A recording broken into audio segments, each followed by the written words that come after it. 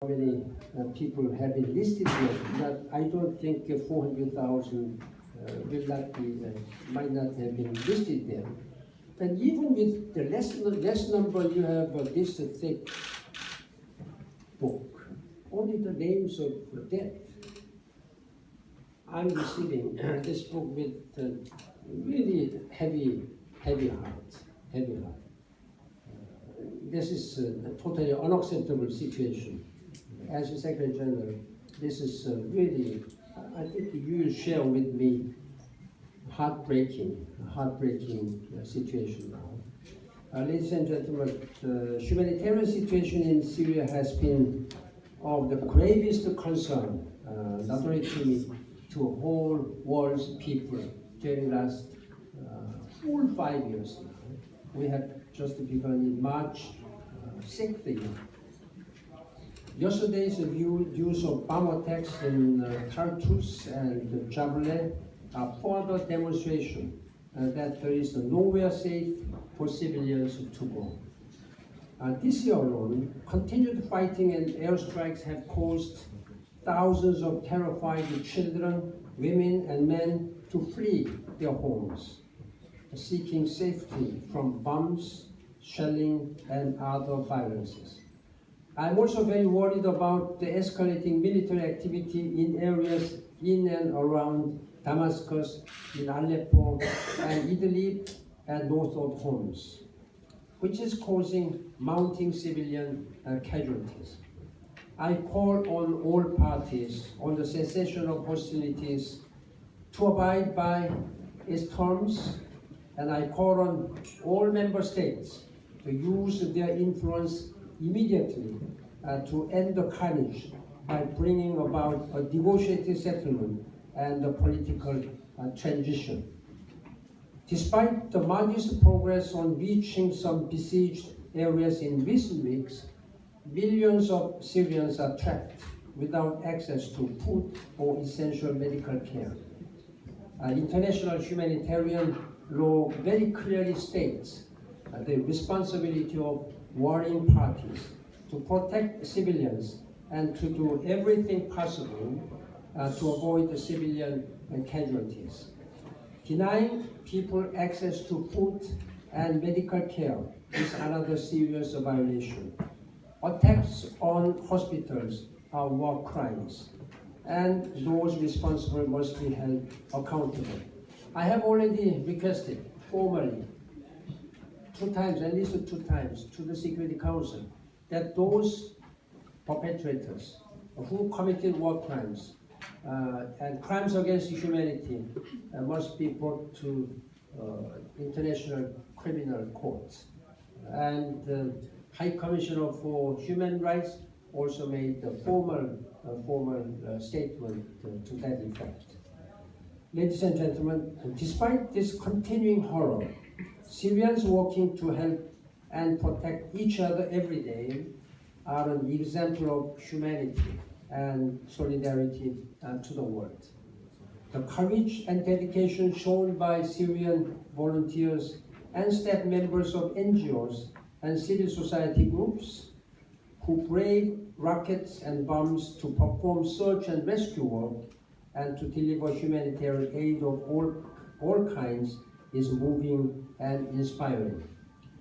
Local people and organizations do the vast majority of humanitarian work around the world. In Syria, local NGOs and civil society organizations can reach places and people that foreign groups cannot access.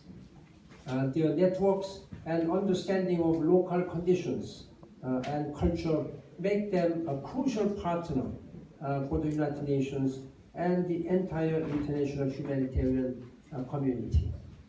Syrian humanitarian workers have paid a terrible price for their bravery. Hundreds have been killed and many more injured. Your commitment is an example to us all. Protecting humanitarian workers is a core tenet of international humanitarian law. My senior officials and I raise it every opportunity with member states and in the international community.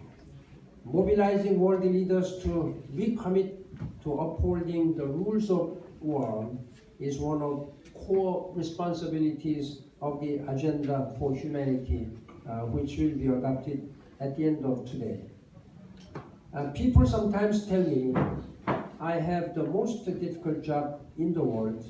At those times, I think of humanitarian workers struggling to deliver life-saving aid under fire, and I cannot agree to that. There are many more people who are working most difficult job now. The United Nations will continue its partnership with you and will build and expand on our relationship for as long as the Syrians need humanitarian aid.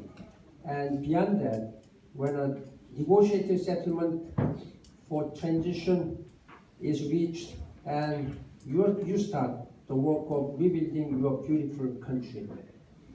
In the meantime, Stefan de Mistura, with the help of ISSG, particularly United States and Russia, are working very hard to resume this political dialogue in Geneva as soon as possible. And at the same time, we believe that just going on this dialogue may not give answer when these hostilities continue. The cessation of hostilities must be holding so that we can deliver humanitarian assistance to many people. There are still 4.6 million people who are living in the besieged and hard to reach areas. We've been really trying to do that.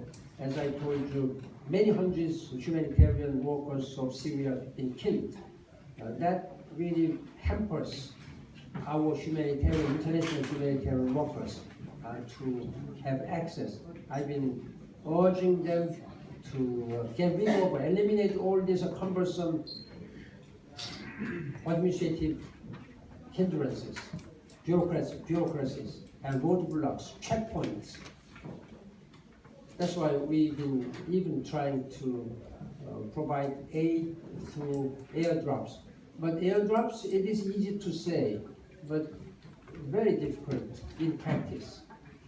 Because of the very serious danger, they cannot do it at a low altitude. They have to go very high altitude, many thousand feet above, like a little lower than normal airplane altitude. Then you may expect that there will be heavy wind, all this weather changes, then you don't know where these parachuted pellets may land. It's very difficult to have them land at the designated targeted area. But we will do again soon to provide humanitarian assistance as much as we are employing all the means possible for Syrian people. Please know that even though there are still many people who need desperately our aid, while we are not able to meet all the requirements, but we are doing our best. But I ask you to be courageous and hopeful, also persevere on this situation. I know that the Syrian people are very intelligent people. One day, just a few years ago, many years ago, I was invited by a Syrian ambassador at the time. There was a peaceful time. It was a peaceful time in New York. I normally don't attend that kind of function. I was surprised that there were about 200 Syrian community in New York. Most of them were medical doctors. So I thought that then are there only Syrian doctors in New York? There are so many medical. Everybody who presented themselves with a name card was medical doctors. All medical doctors. I was impressed. Wow, all Syrians are medical doctors in New York. I thought that there are many Korean doctors, but much more. So that much you are really intelligent person. Again, I thank you very much for your strong commitment and commitment for humanity and peace. I thank you. Thank you.